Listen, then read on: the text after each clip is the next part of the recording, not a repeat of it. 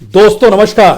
दोस्तों, विज्ञान भवन के बाहर का नजारा, देश के कृषि मंत्री मुस्कुरा रहे थे, हंसी ठिठोली कर रहे थे और पत्रकारों को संबोधित करते हुए बार बार कह रहे थे कि देश तो लोकतांत्रिक है, तो लोकतंत्र के तहत बातचीत तो चलती रहेगी। उसी विज्ञान भवन के बाहर जब किसान निकले तो उनमें गुस्सा था, आक्रोश था इस बात को लेकर कि जिस सरकार को हमने बनाया है वो सरकार यह कह रही है कि हम अदालत में चले जाएं। और यकीन जानिए, पहली बार शायद भारत के इतिहास में यह पहला मौका है जब आंदोलन करने वाले लोग ही कह रहे हैं अदालत का दरवाजा नहीं खटखटाएंगे, सुप्रीम कोर्ट नहीं जाएंगे। इसके मतलब क्या है? इसके मतलब क्या यह है कि सरकार पर भरोसा नहीं और सरकार के मातहत क्या इस देश की जुडिशरी भी चल पड़ी है, इसीलिए सुप्रीम कोर्ट पर भी भरोसा नहीं? क्या यह लकीर खींची जा सकती है?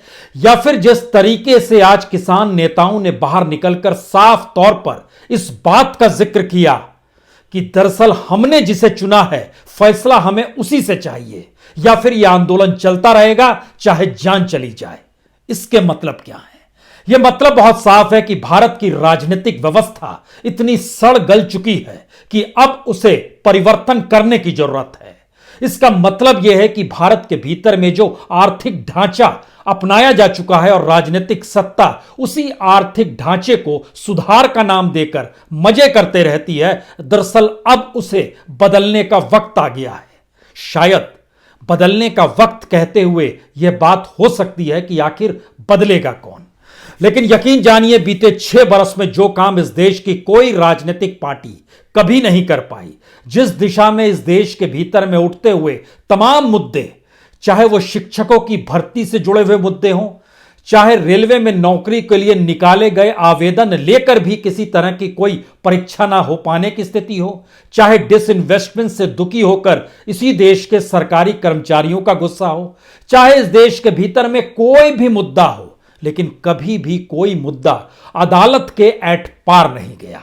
यानी अदालत बीच में बार बार इसलिए आ जाती रही क्योंकि भारत वाकई एक लोकतांत्रिक देश है, जहां पर यह माना जाता है कि कार्यपालिका, विधायिका और न्यायपालिका में एक समन्वय भी है और एक चेक एंड बैलेंस भी है। लेकिन बीते 6 बरस का सच आज पहली बार विज्ञान भवन के बाहर निकले हुए किसान नेताओं के जुबां पर आ ही गया, जब उन्होंने खुले तौर पर कहा हम अदालत में नहीं जाएंगे, सुप्रीम कोर्ट में क्या सुनवाई हो रही है होने दीजिए, हम उस दिशा में नहीं देखेंगे। यानी कहीं ना कहीं देश के भीतर अविश्वास की स्थिति मौजूदा राजनीतिक सत्ता के क्रियाकलापों को लेकर अब जुडिशरी को भी अपनी जद में ले चुकी है। और हमें लगता है कि जुडिशरी की परिस्थिति क्या है और खासतौर पर सुप्रीम कोर्ट और वहां पर जस्टिसों की स्थिति क्या है, यह शायद पूर्व चीफ जस्टिस रंजन गोगोई की परिस्थितियों से समझा जा सकता है। कोई चीफ जस्टिस रिटायर होने के चंद महीनों के बाद अगर संसद में पहुंच जाए और संसद में नॉमिनेट करने की स्थिति में वही राजनीतिक सत्ता रहे जिसके हक में उससे पहले तमाम राजनीतिक फैसले आ गए हों, राजनीतिक फैसले यानी उन फैसले का राजनीतिक चेहरा सत्ता के अनुकूल हो, चाहे वह राम मंदिर का फैसला हो, चाहे वह अपने तौर पर राफेल का फैसला हो, चाहे वह धारा 370 आर्टिकल 370 को लेकर या हैबियस कॉर्पस जो कश्मीर को लेकर वहां पे जो काम कर रहा था उसको लेकर फैसला हो, सबरीमलई का जो फैसला आया, या फिर जो एनआरसी को लेकर सरकार की तरफ एक लंबी फहरिस्त है। यह एक ऐसी फहरिस्त है जिसमें इस बात को लेकर पहली बार सवाल उठा था कि अगर पूर्व जस्टिस संसद पहुंच जाते हैं चंद महीनों के भीतर में तो क्यों ना माने जाएं कि उस दौर में दिए गए उनके तमाम फैसले राजनीति से प्रभावित थे। और शायद सुप्रीम कोर्ट की भीतर से निकलती हुई अनुगंज भी इसी दौर में किसान आंदोलन को लेकर क्या कह रही थी। 24 घंटे पहले सुप्रीम कोर्ट को इस बात पर दुख था कि दरअसल किसान आंदोलन में बड़ी तादाद में लोग हैं तो कहीं कोरोना ना फैल जाए, यानी महामारी इस देश के भीतर है, कहीं वो ना फैल जाए। यानी जो संविधान के तहत इस देश में एग्रीकल्चर स्टेट के हिस्से में आता है, संविधान के तहत जीने का अधिकार और न्यूनतम मजदूरी तक की स्थिति संविधान में दर्ज है, दरअसल उस पर से सुप्रीम कोर्ट ने आंखें बंद क्यों कर रखी है। और यह कोई अभी का मसला नहीं है, प्रवासी मजदूरों से जब आप शुरू होंगे उस दौर से आपको नजर आना शुरू हो जाएगा कि दरअसल सुप्रीम कोर्ट ने आंखें वाकई बंद रखी हैं। तो क्या आज पहली बार भारत के भीतर में जब एक आंदोलन ने साफ तौर पर कह दिया हमें न्यायपालिका में भी नहीं जाना है, तो इसका मतलब बहुत साफ है, इस देश में पॉलिटिकल वैक्यूम पॉलिटिकल पार्टी के तौर पर जरूर है, लेकिन किसान आंदोलन ने अब उस राजनीतिक खांचे को पकड़ लिया है जिसमें आने वाले वक्त में मौजूदा राजनीतिक सत्ता व्यवस्था का विकल्प शायद वो दे दे। बहुत धीरे धीरे सही, लेकिन उस परिस्थितियों में यह देश लगातार जा रहा है। और सरकार जिन 3 कानूनों को वापस लेने की अपने तौर पर मांग किसान कर रहे हैं, उस पे से सरकार नहीं हटेगी। एमएसपी को कानून सरकार नहीं बना सकती है। हमें लगता है कि आज इस आर्थिक तंत्र को भी समझ लीजिए कि यह सरकार क्यों फेल्योर है।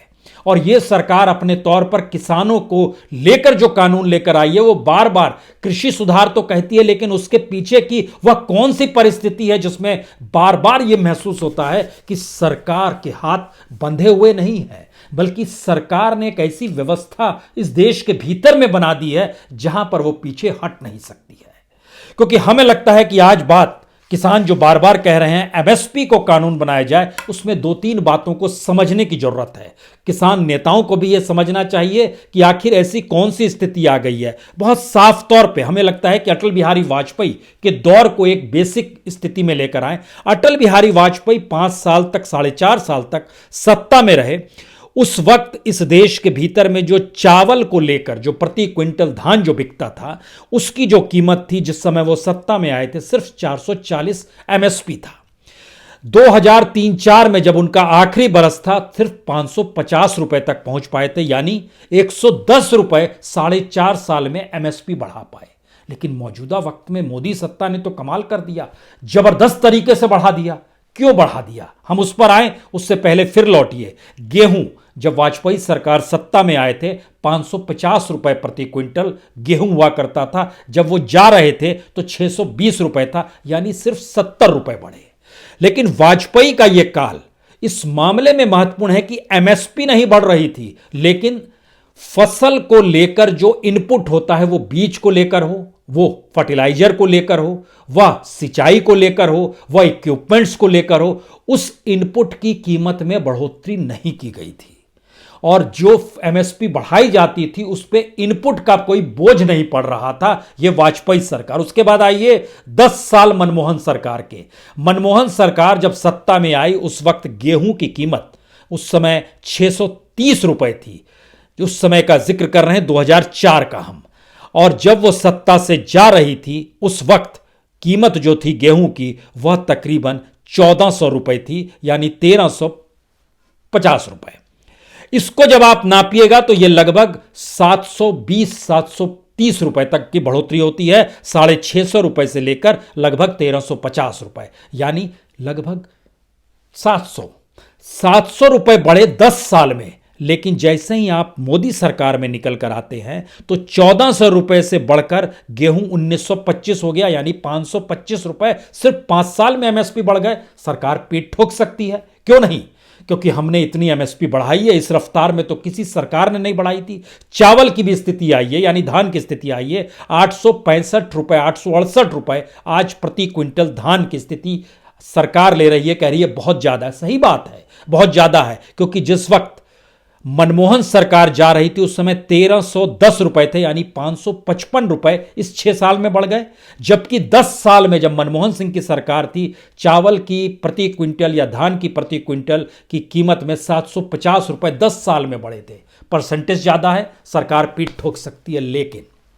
लेकिन सरकार एक हाथ से देती है तो दूसरे हाथ से उससे ज्यादा कैसे ले लेती है, इसकी स्थिति है कि जो इनपुट कॉस्ट है फसल को उगाने को लेकर, वाजपेयी सरकार में उसमें लगभग 12% का इजाफा हुआ। मनमोहन सरकार में लगभग 20% का इजाफा हुआ। लेकिन मौजूदा मोदी सरकार में उसमें लगभग 60% का इजाफा हो गया। चाहे वो डीजल हो, चाहे वो ट्रैक्टर का टायर हो, चाहे इक्विपमेंट्स क्रशर ही क्यों ना हो, कोई भी चीज ले लीजिए, चाहे वो गुणवत्ता वाला बीज क्यों ना हो, चाहे वो यूरिया ही क्यों ना हो, कुछ भी आप फर्टिलाइजर के तौर पर ले लीजिए और उनकी कीमतों को देखिएगा तो 60% इनपुट में इजाफा होता है। और आप रफ्तार बढ़ा देते हैं कि पिछली सरकारों की तुलना में हमने 30% ज्यादा बढ़ाया है। इस हाथ से दे रहे हैं, इस हाथ से समेट रहे हैं। किसानों पर बोझ बढ़ता चला जा रहा है। यह पहली बात। दूसरी बात, दुनिया के बाजार में लगातार अनाज की कीमत कम हो रही है। सरकार के हाथ पांव फूले हुए हैं कि अगर उसने एमएसपी को कानून बना दिया तो उसके बाद उसको बाकी जगहों पर भी सब्सिडी बढ़ानी होगी। फर्टिलाइजर पे सब्सिडी बढ़ानी होगी, बीज पर सब्सिडाइज बढ़ानी होगी, और उस पे उसको खरीद भी करना होगा, क्योंकि प्राइवेट प्लेयर्स नहीं खरीदेंगे। प्राइवेट प्लेयर अगर इस देश में गेहूं, चावल, दाल नहीं खरीदे और अंतर्राष्ट्रीय बाजार में अगर वो सस्ता है वो वहां से ही उठा ले और वो यहां पर बेचने लगे तो भारतीय कृषि व्यवस्था कोलैप्स कर जाएगी। क्योंकि सरकार की इतनी हैसियत नहीं है कि सरकार अपने तौर पर इतना बोझ उठा सके जो सरकार जिक्र कर रही है। सरकार का कहना है 23 फसल एमएसपी पे खरीदेंगे, 15 लाख करोड़ का बोझ पड़ेगा। अभी कितना पड़ता है? तकरीबन 2 लाख करोड़। 2 लाख करोड़ भी नहीं कहिए, 1,80,000 करोड़ का बोझ पड़ता है, जो कि इस महामारी के दौर में थोड़ा सा बढ़ा है। वो लगभग 2.25 लाख करोड़ तक हुआ है। यानी सरकार किसानों के एमएसपी के लिए 15 लाख करोड़ का बोझ 23 फसलों के जरिए, सिर्फ चावल गेहूं नहीं उठाना चाह रही है। पहली बात ये हो जाएगी। यानी विश्व बाजार में अगर अनाज की कीमत कम हो रही है तो यहां का प्राइवेट प्लेयर मुनाफे के लिए आ रहा है। यानी सरकार जो कह रही है कि हमने तो मंडी खोल दी, हमने तो बाजार खोल दिया, तो अब आने वाले वक्त में तो अनाज की कीमत जो एमएसपी के इर्द गिर्द की कीमत अभी मिल रही है, यकीन जानिए अगले 1-2 साल में वह कीमत भी ढह के गिर जाएगी। तो फिर एमएसपी का क्या मतलब है? यानी कागज में एमएसपी कैसे बढ़ाई जाए, ये एक स्थिति है। दूसरी स्थिति, जिन 3 कानूनों का जिक्र है उस पे सरकार का स्टेक, चाहे वो गोडाउन्स के जरिए हो, चाहे वो रिटेल सेक्टर के जरिए हो, चाहे वो एग्रो फार्मिंग के जरिए हो, चाहे वो एक्सपोर्ट के जरिए हो, इन सब को मिला दीजिएगा तो इतनी बड़ी तादाद में सरकार का कंपनियों के साथ जो जुड़ाव है और उसके जरिए जो स्टेक लग चुका है, उस स्टेक को सरकार सह पाने की स्थिति में नहीं है। क्योंकि आपने इकोनॉमी ऐसी बनाई है जहां पर जो जमीन पर मेहनत करे, उपजाए, उसके हाथ में कुछ ना आए, उसके जरिए चीजें कैसी डेवलप होती चली जाए, इसका जिक्र हमने पहले भी किया और हमने पहले कल भी बताया आपको कि यह सरकार नहीं क्यों मानेगी और सरकार की मुश्किल क्या है। लेकिन आज पहली बार एक दूसरी लकीर किसानों ने खींची है। इस बात का जिक्र इस देश के भीतर में बार बार होता रहा है कि कोई भी फैसले में सरकार अटकती है तो कहती है अदालत तो है ना, अदालत का दरवाजा खटखटा लीजिए। और हमें लगता है कि अदालत तो है ना और अदालत का दरवाजा आप खटखटा लीजिए, तो क्या अदालतों की भी साख खत्म हो चुकी है और जनता अब सीधे अपने तौर पर अपनी मांगों के साथ सरकार को या तो मनवाएगी या फिर वो राजनीतिक विकल्प इस देश में खड़ा कर देगी। क्योंकि एक लंबे वक्त तक जब आंदोलन चलता है तो सवाल ये नहीं है कि जो बिहार में बैठे हुए हैं, जो झारखंड में बैठे हैं, जो पश्चिम बंगाल में किसान बैठे हैं, जो उड़ीसा में बैठे हैं, जो तमिलनाडु में है, जो कर्नाटक में, वो किसानों पर प्रभाव ना पड़े, ऐसा होता नहीं है। हालांकि देखिए, इसकी दूसरी तरफ आज कृषि मंत्री विज्ञान भवन के बाहर खड़े होकर एक संकेत दे रहे थे, हम आने वाले वक्त में हो सकता है, अभी तक कोई प्रस्ताव नहीं है, लेकिन हो सकता है हम दूसरे किसान संगठनों से भी बातचीत के लिए विज्ञान भवन में बैठने लगे। यह संकेत उन्होंने दिया। इसका मतलब क्या है? इसका मतलब है कि पैरेलल में किसानों के संगठनों को जो समर्थन में होंगे सरकार के, उनके साथ सरकार बातचीत करके इस बातचीत को डिफ्यूज करना चाहेगी, उनको भीड़ के तौर पे खड़ा करके इस आंदोलन को किसी तरह कटघरे में खड़ा करना चाहेगी। क्या चाहती है सरकार? लेकिन सवाल है, ये देश है, इस देश के नागरिक किसान भी है, हम आप भी हैं और सरकार भी है। अगर सरकार में कोई शख्स सांसद ना हो, मंत्री ना हो, प्रधानमंत्री ना हो, तो एक आम नागरिक है। हमारे संविधान के तहत उसको विशेषाधिकार इसलिए दिए गए हैं कि वह जनता की जरूरतों को पूरा करे। बहुत साफ साफ लिखा है और सुप्रीम कोर्ट ने दरअसल इसी दिशा में आंख मूंद ली, क्योंकि सुप्रीम कोर्ट के पास ऐसे कॉन्स्टिट्यूशन में दर्ज 3 आर्टिकल है जिसके जरिए वो सरकार को नोटिस दे सकती है कि दरअसल जो आंदोलन कर रहे हैं उन आंदोलनकारियों की मांगों पर ध्यान दे। सरकार ने पहली जब सुप्रीम कोर्ट में सुनवाई हो रही थी उस समय एक हिंट दी थी, एक ही लाइन का जिक्र किया था।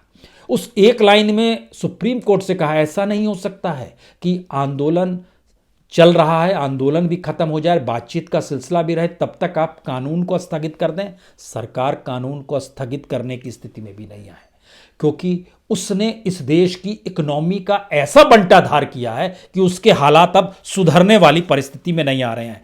लेकिन दोबारा लौटिए कि आखिर कॉन्स्टिट्यूशन के तहत आखिरी स्थिति सुप्रीम कोर्ट की होती है और सुप्रीम कोर्ट कॉन्स्टिट्यूशन की व्याख्या के लिए ही बैठा हुआ है।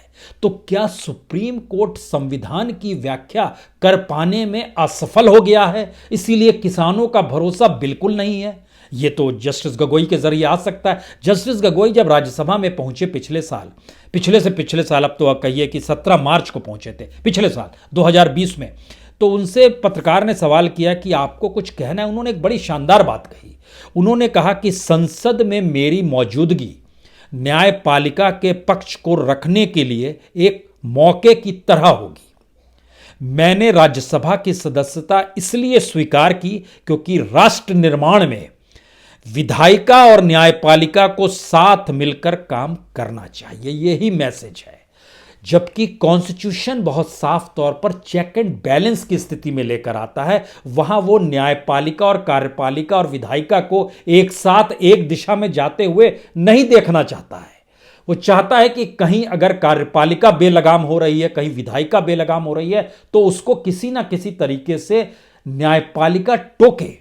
लेकिन इस दौर में न्यायपालिका की भूमिका क्या रही, ये सवाल फिर इसलिए महत्वपूर्ण है क्योंकि अगर आप ध्यान दीजिएगा, इस दौर में बड़ी तादाद में फेडरल स्ट्रक्चर हमारा धराशायी हुआ है। वो चाहे सीबीआई की अलग अलग स्टेट्स में रेड डालने पर होती हो, जिसको बंगाल ने आपत्ति की, आंध्र प्रदेश ने आपत्ति की, राजस्थान ने आपत्ति की, पंजाब ने आपत्ति की, यानी जो बीजेपी शासित राज्य हैं उन्होंने आपत्ति की कि हम आपकी एंट्री नहीं होने देंगे सीबीआई अधिकारियों की। सीबीआई एक जांच की प्रीमियर एजेंसी भारत में है जो कि नेशनल लेवल पे यार होम मिनिस्ट्री के तहत आती है। अब सवाल है कि इस देश में होम मिनिस्टर ही अगर होम मिनिस्टर रहते हुए राजनीतिक तौर पर ज्यादा सक्रिय नजर आए, चाहे वो बंगाल का चुनाव हो या उससे पहले बिहार का चुनाव हो, कभी यूपी का चुनाव हो, कभी मध्य प्रदेश का चुनाव हो, कभी महाराष्ट्र का चुनाव, अगर वो राजनीतिक तौर पर ज्यादा सक्रिय हैं तो गृह मंत्री तो लीडर है इस देश में पूरी सिक्योरिटी, और जो सीबीआई जैसी जांच एजेंसी है, ईडी और आईटी मानिएगा तो फाइनेंस मिनिस्टर हैं उसके लिए, लेकिन फाइनेंस मिनिस्टर भी चुनाव प्रचार करते हुए जब नजर आए तो बहुत साफ तौर पर इसका मतलब मैसेज बहुत साफ है कि राजनीतिक सत्ता ने खुद को ऐसा ढाल लिया है जहां पे वो सत्ता में बने रहे, इसी के लिए वो तमाम कॉन्स्टिट्यूशन इंस्टीट्यूशंस काम करें सरकार के हक में। और शायद यही मैसेज किसानों के भीतर आ गया है, जिसके बाद वो मान कर चल रहे हैं कि सुप्रीम कोर्ट या किसी भी अदालत में जाने का क्या मतलब होगा। इसलिए देखिए, जब बातचीत की शुरुआत हुई थी तो बातचीत की शुरुआत ये थी कि मामला अगर फंस जाएगा, जहां पे कॉन्ट्रैक्ट फार्मिंग का जिक्र है, जहां पे बड़े कॉरपोरेट्स आ जाएंगे, तो हम किसके पास जाएंगे? तब सरकार ने कहा एसडीएम के पास जाएंगे। किसानों ने कहा एसडीएम से काम नहीं, तब सरकार ने कहा ठीक है सिविल कोर्ट भी जा सकते हैं। लेकिन तब तक ये लग रहा था कि अदालतों को लेकर किसानों का एक रुख है कि चलिए सुनवाई वहां होगी और वहां मामला जाएगा, लेकिन इसके साथ साथ एमएसपी को भी आप कानून बना दीजिए। अब सवाल ये आ गया कि क्या वाकई जब इस देश में कानून बनाने वाली का निरीक्षण कार्य वाली संस्था सुप्रीम कोर्ट तक पे भरोसा किसानों का डिगा हुआ, या वो मानकर चल रहे हैं कि यह तो उनकी अपनी लड़ाई इसलिए है क्योंकि उन्होंने अपने हक की बात की और सुप्रीम कोर्ट को यह देखना चाहिए, अपने तौर पर एनालिसिस करना चाहिए। कॉन्स्टिट्यूशन में इसका भी जिक्र है कि सुप्रीम कोर्ट को सुओ मोटो लेना चाहिए और सुप्रीम कोर्ट को अपने तौर पर फैसला देना चाहिए कि यह आंदोलन अगर बीते 45 दिनों से चल रहा है और ये कह रहे हैं कि हम 26 जनवरी को परेड निकालेंगे, अगर ये कह रहे हैं हम 2024 तक बैठे रह जाएंगे इलेक्शन के समय तक, तो ये एक ऐसे आंदोलन की दिशा में देश बढ़ रहा है जहां पे इस देश का वह पूरा स्ट्रक्चर जो कि पॉलिटिकल तौर पे खड़ा किया गया है वही कोलैप्स कर जाएगा। तो फिर पॉलिटिकल सिस्टम का क्या मतलब है? तो इस देश में दोबारा चुनाव क्यों नहीं हो जाने चाहिए? नोटिस सरकार को दिया जाना चाहिए, सेंटर को नोटिस जाना चाहिए। होम मिनिस्ट्री हो, फाइनेंस मिनिस्ट्री हो, मंत्री जब प्रचार की दिशा में जुटा जाए और ज्यादा वक्त उसका राजनीति को साधने के लिए वक्त गुजर रहा हो, तो ऐसे में गवर्नेंस भी राजनीति में तब्दील हो जाती है। और शायद किसान आंदोलन इस दिशा में इस देश के भीतर में पहली बार राजनीतिक सत्ता को भी सलीके से परिभाषित करने की दिशा में बढ़ चुका है। और शायद यह खतरे की घंटी इस सरकार के लिए है। क्योंकि इस देश के भीतर में अलग अलग तबकों की जो परेशानियां हैं, आंदोलन धीरे धीरे वक्त के साथ चाहे अनचाहे अलग अलग माध्यमों से देश के कोने कोने हिस्से में जाएगा। और किसानों की स्थिति इस देश में कोई अच्छी नहीं है। कुछ दिन तो आप बहला सकते हैं, चाहे वो किसान सम्मान निधि हो जिसमें आपको प्रतिदिन के 16 रुपए किसान को देते हैं क्योंकि साल भर में 6,000 रुपए देते हैं, चाहे वह कहते हैं कि फसल बीमा योजना है।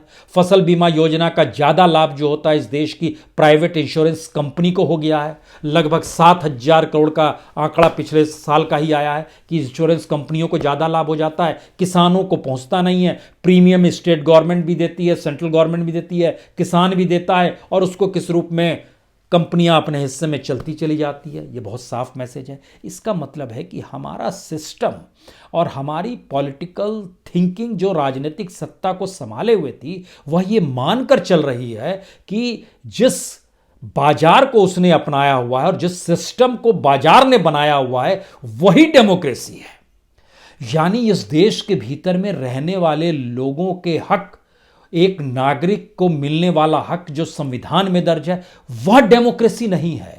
और उस डेमोक्रेसी के तहत सुप्रीम कोर्ट या न्यायपालिका का जो काम है वह काम भी सरकार और सत्ता के साथ सहभागिता दिखाते हुए काम है। क्योंकि इसका जिक्र तो खुले तौर पर पूर्व चीफ जस्टिस रंजन गोगोई ने कह ही दिया कि विधायिका और न्यायपालिका को साथ मिलकर काम करना चाहिए, तभी राष्ट्र निर्माण होगा। तो राष्ट्र निर्माण की भूमिका राजनीतिक सत्ता को बनाए रखने के लिए अगर नौकरशाही भी कर रही है तो उसका सच भी क्या है।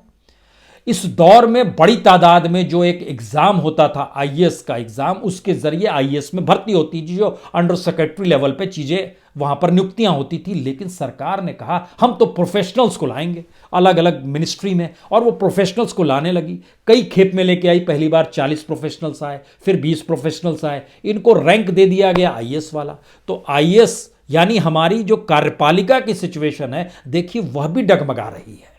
विधायिका के भीतर की परिस्थितियों में क्या है, कृषि मंत्री हंसते मुस्कुराते हुए निकलते हैं। हमें याद आ रहा है कि जिस समय मनमोहन सिंह की सरकार थी और जिस वक्त शरद पवार कृषि मंत्री थे, उस समय जिस तरीके से एफसीआई का घोटाला हुआ था उसको लेकर इसी पार्लियामेंट के भीतर में सुषमा स्वराज ने बहुत साफ टिप्पणी की थी कि यह कैसा कृषि मंत्री है जो इस सदन में मुस्कुरा रहा है, हंस रहा है, उसे शर्म नहीं आती है। वो शरद पवार पे अटैक कर रही थी। उस पीरियड में जनता सुन रही थी और जनता को लगता था कि शायद बीजेपी के भीतर किसानों को लेकर सरोकार है। लेकिन आज हमारे बीच नहीं है वैसे नेता और वैसी स्थितियां नहीं है। तो एक नई स्थिति है कि तोमर जी भी बाहर निकलकर मुस्कुराते और हंसते हुए कहते हैं ठीक है, लोकतंत्र है, बातचीत हो जाएगी। क्या उनको इस बात का जरा भी एहसास है कि 40 दिन तक लुटियंस की दिल्ली से निकालकर खुले आसमान के तले अगर इस देश के मंत्रियों को बैठा दिया जाए तो उनकी क्या हालत होगी?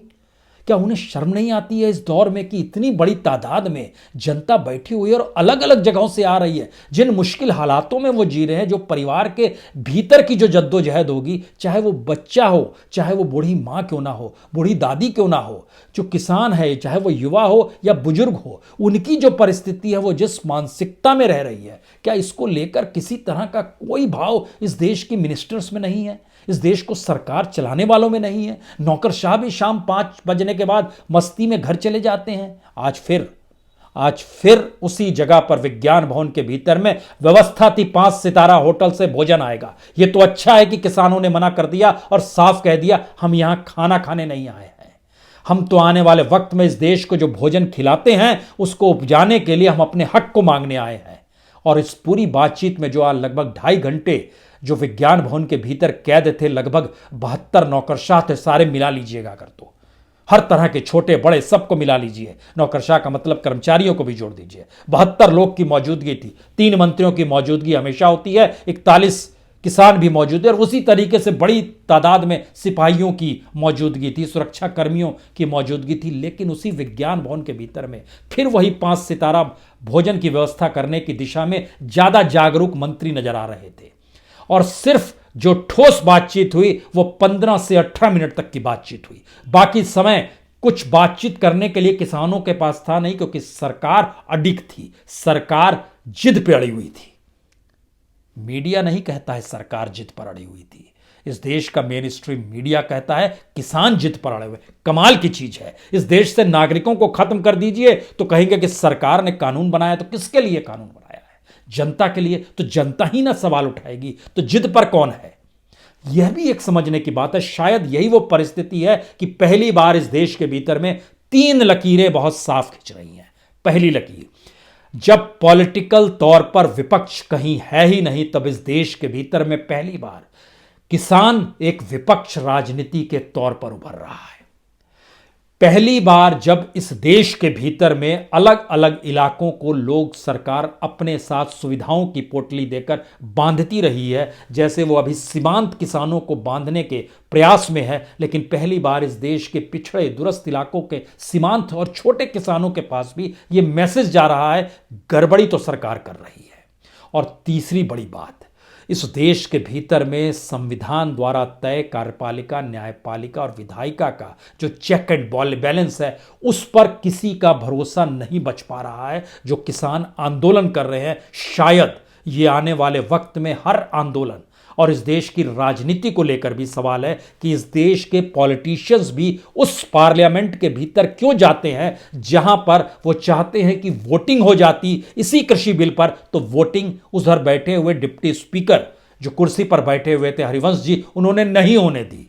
वही हरिवंश जी जो एक वक्त पत्रकार थे, वही हरिवंश जी जो एक वक्त चंद्रशेखर के साथ थे, वही हरिवंश जी ने नहीं परिस्थिति ऐसी पैदा कर दी कि वोटिंग तक नहीं हो पाई और उसको ध्वनि मत से पास कर दिया गया। तो उस पार्लियामेंट का क्या महत्व है?